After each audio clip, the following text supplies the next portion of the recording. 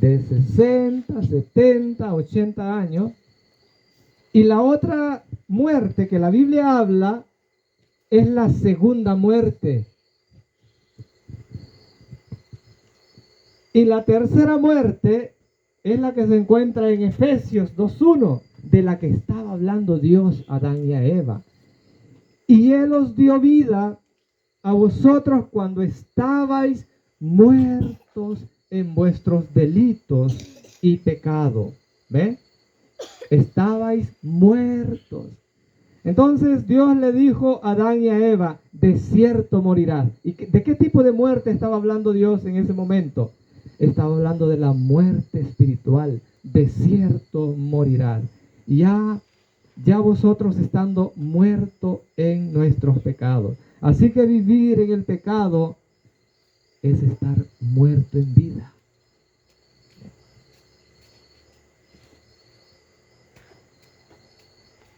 Y el hombre y la mujer vivían en un ambiente espiritual de tal manera que podían hablar cara a cara con Dios. Luego, dice allí, el versículo 8, Génesis 3, que oyeron la voz de Jehová Dios que se paseaba en el huerto al aire del día, y el hombre y su mujer se escondieron de la presencia de Jehová Dios entre los árboles del huerto. Mas Jehová Dios los llamó al hombre y le dijo, ¿dónde estás tú? ¿Por qué te estás escondiendo?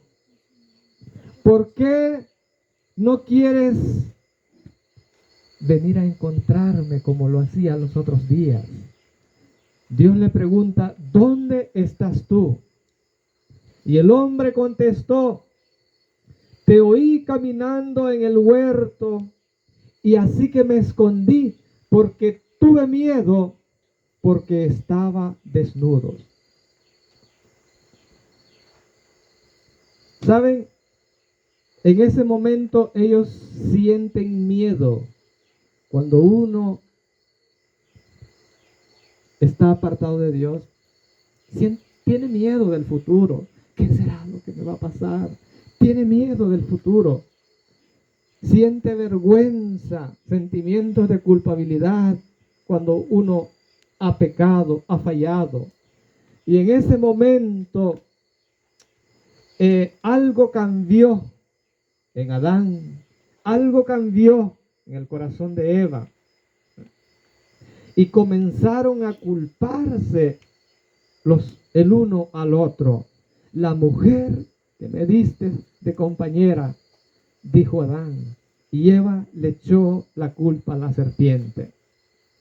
Ahora, la Biblia dice que toda cabeza está enferma, todo corazón doliente, desde la planta del pie hasta la cabeza, no hay en él cosa sana, sino herida, hinchazón y podrida llaga. No están curadas ni vendadas ni suavizadas con aceite. Isaías 1:4, oh gente pecadora, pueblo cargado de maldad, generación de malignos, hijos depravados, dejaron a Jehová, provocaron a ir al Santo de Israel y se volvieron atrás. Hermanos, hay que ser sinceros. Todos hemos pecado. Todos le hemos fallado a Dios. La Biblia dice que no hay justo, ni siquiera uno. No hay quien haga el bien.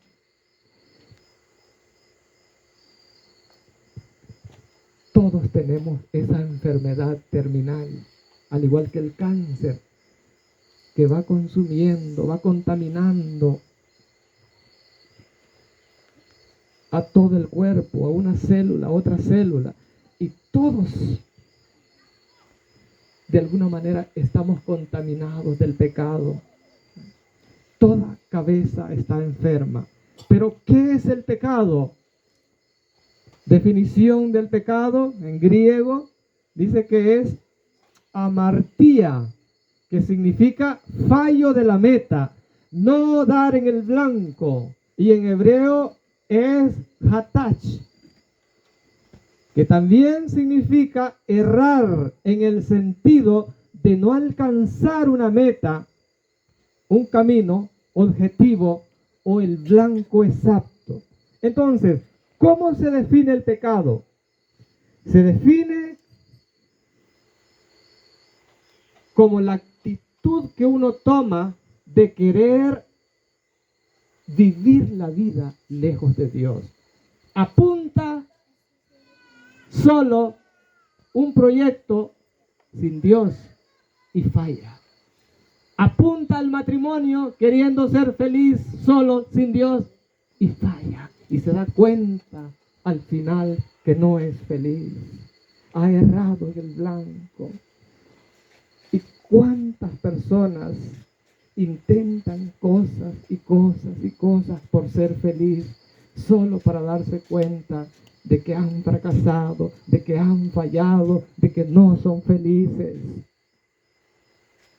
El pecado es errar en el blanco, es intentar ir solo sin Dios. Y Adán y Eva fue eso lo que intentaron. Creyeron que sí, que quizás Satanás tenía razón, que podrían ser igual a Dios, que podrían ser más felices aún. Y solo para errar el blanco, solo para darse cuenta que el pecado traería vergüenza, dolor, tristeza y lágrimas. No alcanzar el objetivo. ¿Será que esta noche hay alguien aquí que ha intentado ser feliz solo, sin tomar en cuenta a Dios? Y solo ha cosechado tristezas, solo ha cosechado dolor, sufrimiento, no es feliz en el matrimonio. Ha errado el blanco porque lo ha hecho sin Dios. El pecado es algo misterioso, inexplicable. No hay razón para su existencia. Intentar explicarlo sería tratar de encontrar una razón para justificar su aparición. La Biblia menciona el misterio de la iniquidad. Hay un misterio detrás ahí que no lo comprenderemos completamente. Hay un misterio. Porque el pecado comenzó en un universo perfecto. No había razón para su origen y desarrollo. Nunca fue explicada ni lo será. Es un misterio. ¿Y cómo se define entonces el pecado? El misterio de la iniquidad. ¿Cómo se define? Pues es estar sin ley. Dice que la iniquidad es una resistencia abierta, organizada, armada contra la autoridad, en este caso contra la autoridad de Dios. ¿Qué es la iniquidad? ¿Qué es el pecado? Es un levantamiento organizado de asuntos para derrocar toda autoridad legal. Con esto puedes ver que la iniquidad lo que busca es resistir la autoridad de Dios, la autoridad que Dios ha establecido. ¿Y cómo define la Biblia el pecado? La Biblia dice que toda mala acción es pecado. La Biblia dice que el que sabe hacer lo bueno y no lo hace, comete pecado. Todo lo que no proviene de fe es pecado. Todo el que comete pecado infringe también la ley de Dios, pues el pecado es infracción de la ley de Dios. Y este servidor no quedaba satisfecho con esa explicación de lo que es el pecado. Y la razón es que la Biblia define aquí ya el resultado, el fruto del pecado. Entonces, ¿qué es el pecado? Aquí en el libro de Proverbios 21:4, ahí está hablando ya de las actitudes, está hablando ya de los rasgos de un carácter, ¿eh? La mirada arrogante, el orgullo, los pensamientos perversos son pecado. Ahora, definición de pecado es una relación quebrantada. Yo pregunto esta noche, ¿cómo está tu relación con Dios? Si tu relación con Dios está quebrantada, está rota, estás en pecado. Y alguien puede decir, hermano, pero yo estoy en la iglesia. Pero si tu relación con Dios está quebrantada, estás en pecado, aunque estés en la iglesia. ¿Qué fue lo que pasó en el jardín del Edén? Hubo una ruptura de relación entre la pareja y Dios. Como resultado de esa ruptura, vino una separación. Adán y Eva ya no podían estar enfrente de Dios para hablar con Él. Algo pasó allí. Como resultado de tener una relación quebrantada con Dios, número 2, entra en un estado de rebelión. El ser humano entra en un estado de rebeldía. Y no quiere obedecer a Dios. Y en el punto número 3, el pecado termina siendo una acción. Número 1, primero es una relación quebrantada. Número 2, es un estado de rebeldía, de rebelión contra Dios. Y número 3, finalmente, es una acción. Y allí es donde la Biblia lo define como quebrantar. Una acción es pecado. Quebrantar el mandamiento de Dios es pecado. Como resultado de todo esto, por naturaleza, hay una enemistad en nuestro corazón contra de Dios cuando no hemos sido renovados espiritualmente. Romanos 8:7 dice que por cuanto la inclinación de la carne es enemistad contra Dios, porque no se sujeta a la ley de Dios ni tampoco puede. Así que hay una enemistad contra Dios. Si tú no sientes deseo de buscar a Dios, de acercarte a Dios, es normal. Hay una enemistad natural en el corazón humano que resiste a Dios. Su relación está quebrantada. Hay un estado de rebeldía. Hay una enemistad contra Dios. Su naturaleza, la naturaleza del ser humano, quedó tan debilitada por la transgresión que ya no pudo por su propia fuerza resistir el poder del mal.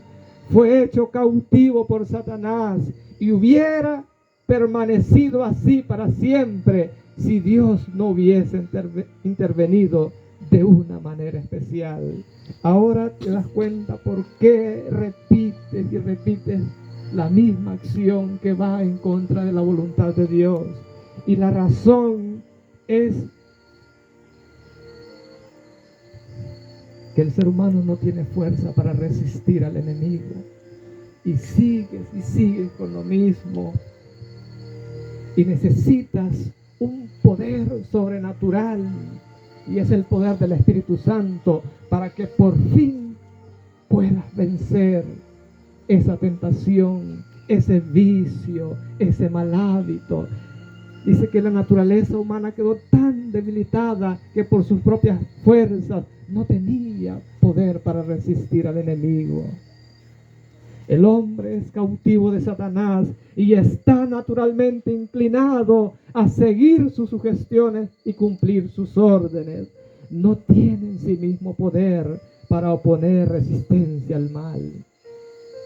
La Biblia dice que todos, por cuanto todos pecaron y están destituidos de la gloria de Dios, no hay justo ni aún uno.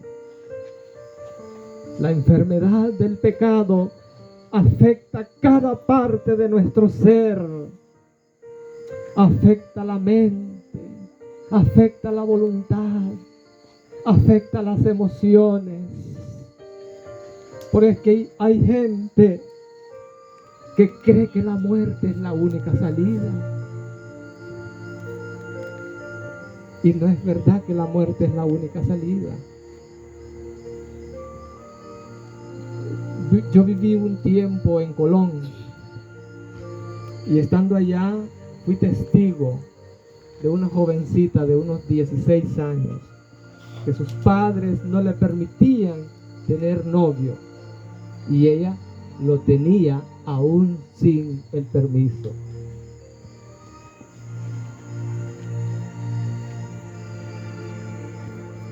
Y una de esas tantas veces que ella se miraba escondida con su novio, quedó embarazada. No fue capaz de enfrentar su situación.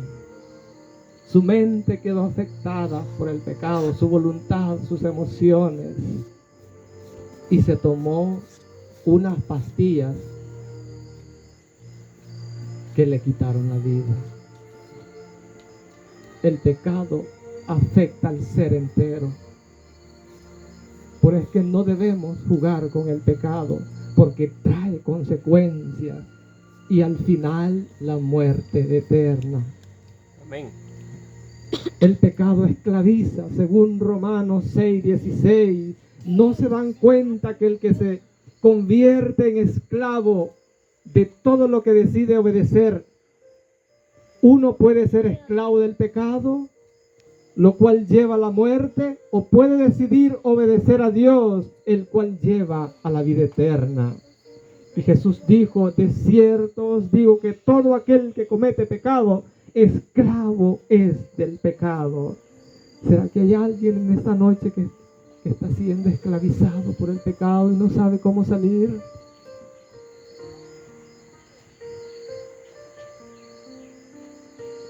Jesús dijo: si el Hijo los libertare, seréis verdaderamente libres. Amén. El pecado esclaviza. El pecado nos separa de Dios. Isaías 59:2 dice que: pero vuestras iniquidades han hecho una división entre vosotros y vuestro Dios. Anoche hablábamos acerca de que Dios tiene un plan. Y para que usted y yo podamos entender el plan de Dios, necesitamos renovación espiritual.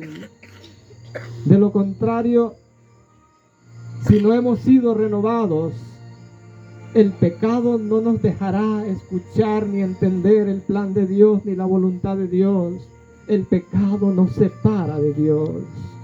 No podemos oír la voz de Dios. Salmo 66:18.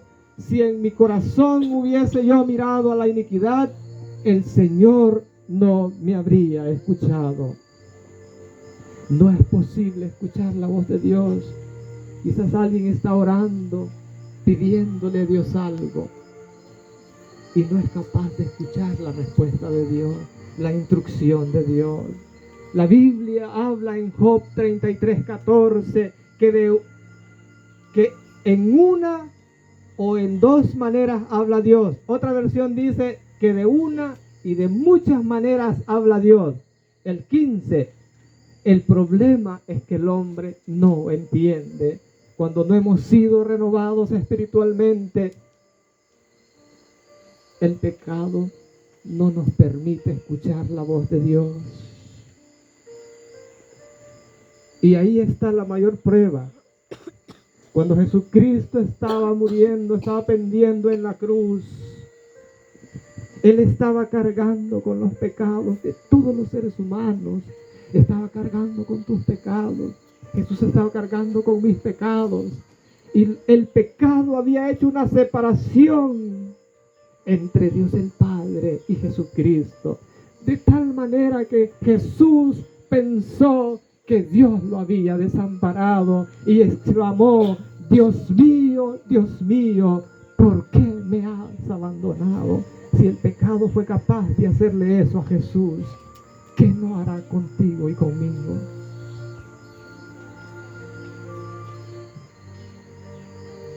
El pecado afecta la mente.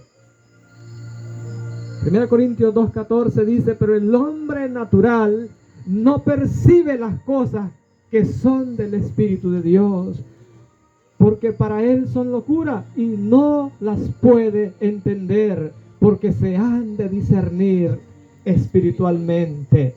Amén.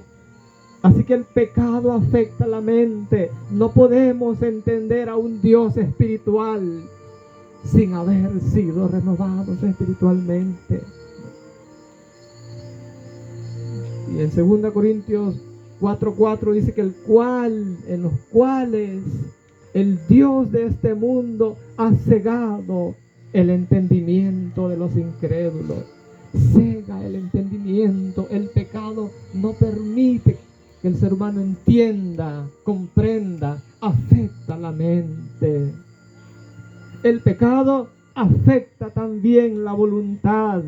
Jesús respondió, de cierto os digo, que todo el que hace pecado, esclavo es del pecado. La voluntad, usted no quiere hacer, pero lo hace. No quiere ir, usted sabe que es pecado y va. El pecado afecta la voluntad. Siente desánimo de no ir a la iglesia, el pecado afecta la voluntad. El pecado también afecta la conciencia.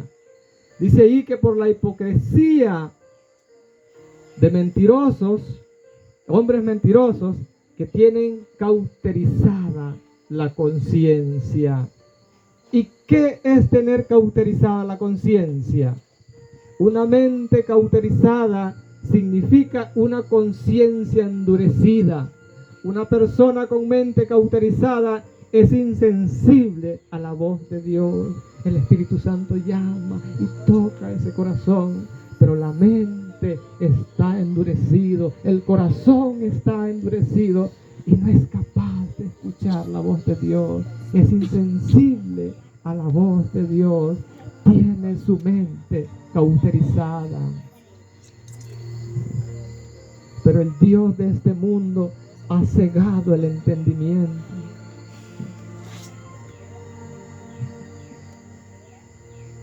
Vivir en el pecado, también se pierden las bendiciones. ¿Ustedes recuerdan cuando el rey David pecó? Mandó matar a su general, le quitó su mujer,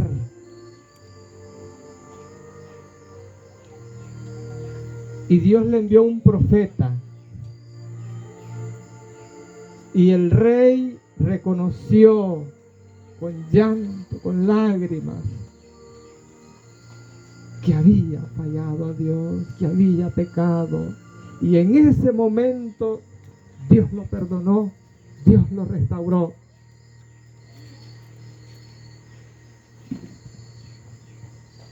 Pero le dijo una cosa. Dios le dijo: David, yo te amo, yo te perdono, eres mi hijo. Pero ¿sabes qué? La espada no se apartará de tu boca. Renunciamos a la protección que Dios quería darnos por serle fiel. En ese momento Dios quitó la protección que pensaba darle a David por serle fiel. Dios pudo haber evitado que esa familia se destruyera. Sí. Que un hermano violara a otra hermana, Dios podía evitar todo eso. Que un hijo intentara matar a su padre y darle golpe de estado, Dios podía evitar eso.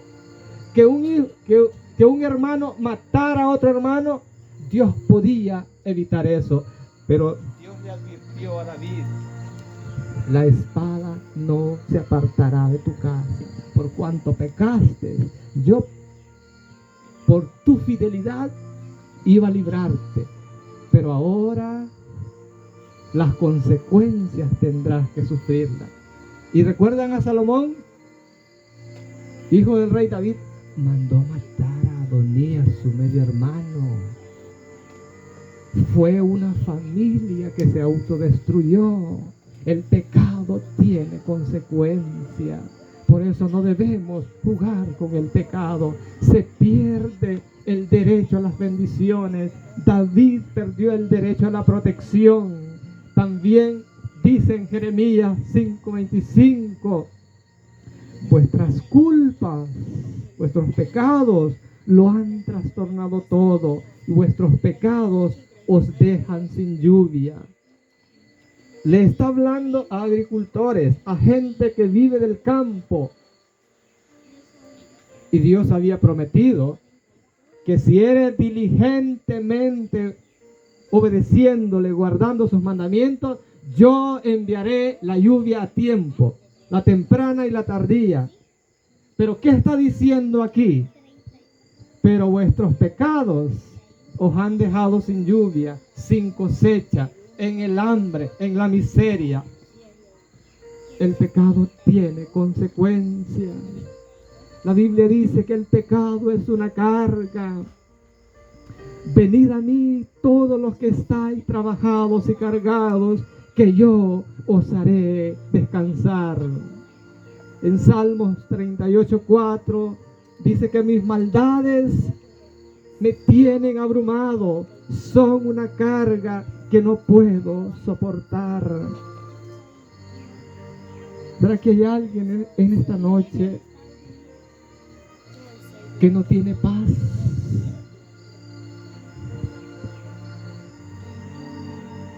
Que se siente culpable,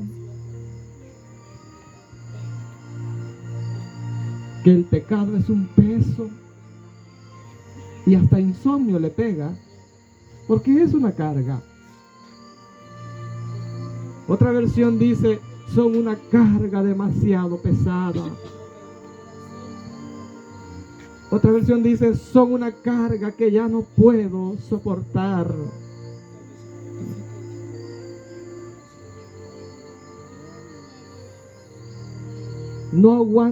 Ya no aguanto mi maldad, no soporto esta carga tan pesada.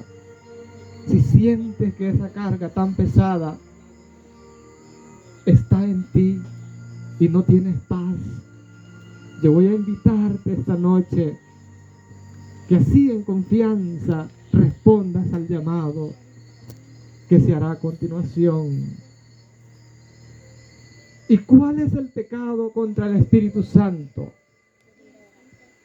Dice que todo pecado y blasfemia será perdonado a los hombres, mas la blasfemia contra el Espíritu Santo no le será perdonada jamás. Primero aquí que todo pecado será perdonado al hombre. No importa el pecado que cometiste, tiene perdón.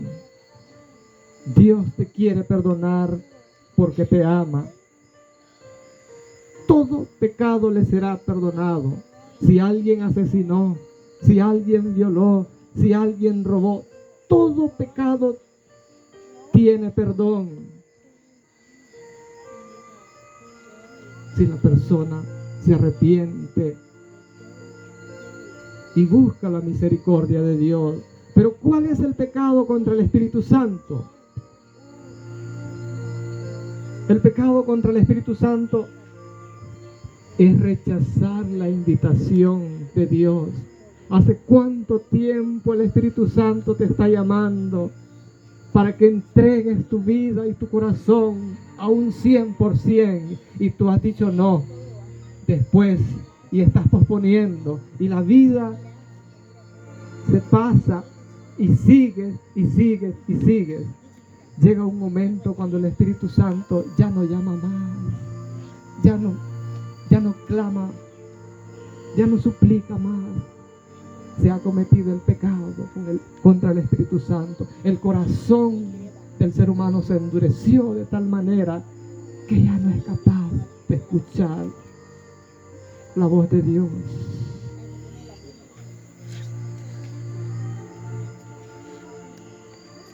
La palabra de Dios dice que así que si el Hijo os hace libre, seréis verdaderamente libre. Y finalmente con Jesús apuntas y das en el blanco. Amén.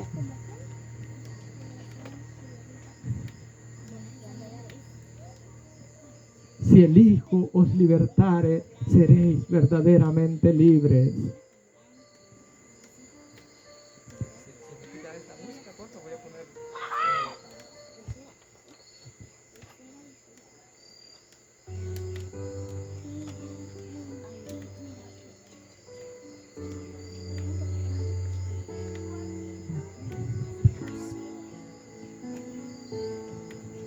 El llamado de esta noche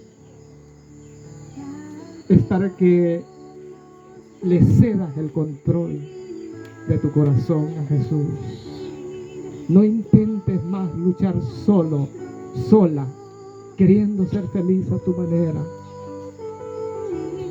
Si tu relación con Dios está quebrantada, estás en pecado y no serás feliz, hagas lo que hagas. Hay alguien en esta noche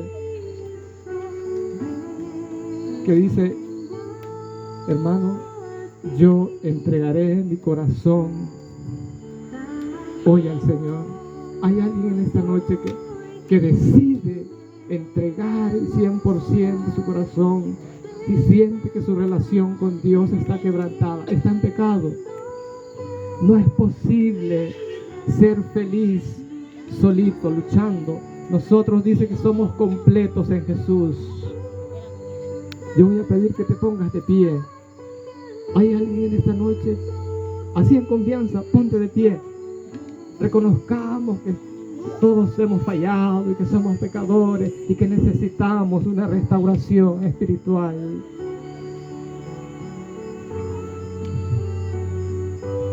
¿Acaso soy el único pecador en este lugar? Soy el único que necesita de la gracia de Cristo, que transforma, que purifica, que perdona. El sábado tendremos bautismos. Yo necesito que tú entiendas que Dios te está llamando, que Dios quiere restaurarte, que Dios te llama para bendecirte. Dios llamó a Abraham para que abandonara su casa, su familia. ¿Y sabes para qué lo llamó? Para bendecirlo. Te bendeciré, le dijo, y serás una bendición. ¿Y para qué crees que Dios te está llamando? No intentes luchar más solo en la vida. Tiene que haber una entrega al 100%. Tiene que haber una restauración de tu relación con Dios para poder escuchar la voz de Dios, para saber cuál es el plan que Dios tiene para tu vida. Vamos a estar todos en pie.